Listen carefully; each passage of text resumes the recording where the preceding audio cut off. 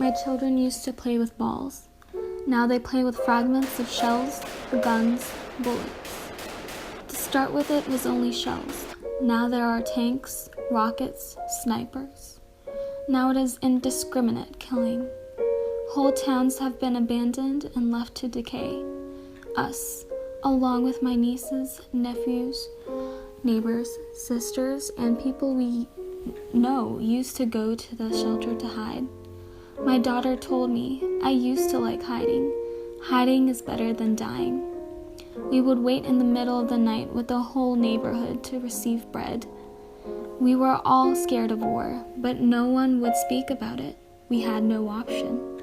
My husband would have to tighten his belt a notch every week to adjust to his constantly shrinking stomach. When the belt ran out of buttons, we tried to find a rope.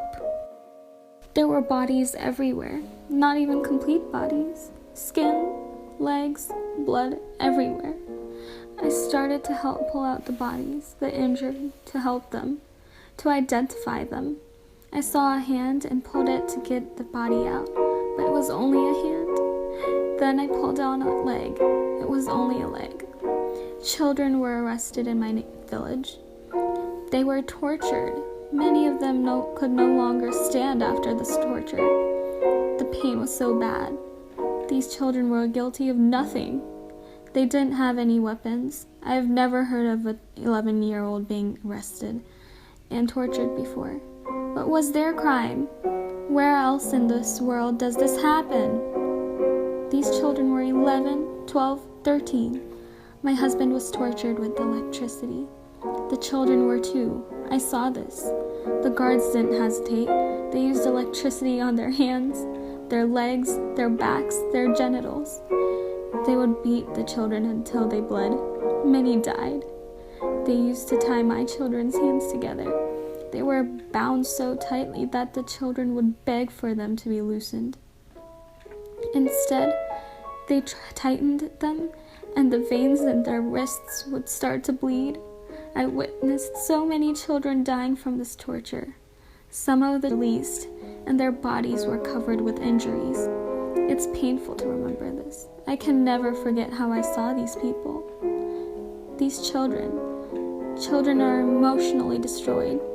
They will need 30, 40, even 50 years to forget. They used to be children. They're not anymore. We call this the Forgotten Massacre because no one knows about it. There was no media, no outrage. We had to leave. I found a smuggler. He put my family and I in the back of a van with 20 other people. There were tanks of gasoline back there, and we couldn't breathe. People started to scream and vomit.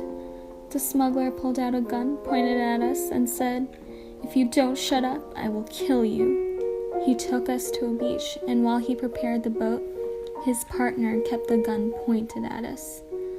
The boat was made of plastic and was only 3 meters long. In the ocean, we hit a rock, but the captain told us not to worry. Water began to come into the boat, but again he told us not to worry. Everyone was so frightened that nobody could speak. In the ocean, my husband took off his life jacket and gave it to a woman. We swam for as long as possible. After several hours, he told me he was too tired to swim and that he was going to float on his back and rest. It was so dark we could not see. The waves were high. I could hear him calling me, but he got further and further away. Eventually, a boat found me, but they never found my husband. I don't remember how we reached shore, but I remember I kissed all the earth I could find. I hate the sea now. I hate it so much. I don't like to swim in it. I don't like to look at it. I hate everything about it. When I arrived at the refugee camp for 2 weeks, my tears didn't stop. Nothing made sense. Why did these things happen to my family? We did everything right. Everything. My son did not play. Why? Because he does not feel young anymore. The camp was better than being in Syria. They were shooting at us, while at the camp, there was neither shooting nor shelling. Stop killing people. We want to live peacefully. Stop killing us. This is enough. After 1 month, I arrived in England. Right away, I committed myself to learning the language. I practiced English for 17 hours a day. I read children's stories all day long. I tried to meet as many English people as possible. After 7 months, it was time to meet with a judge to determine my status.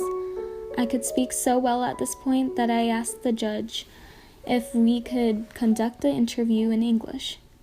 He was so impressed that he interviewed me for only 10 minutes. Then he said, "You are now a citizen of England."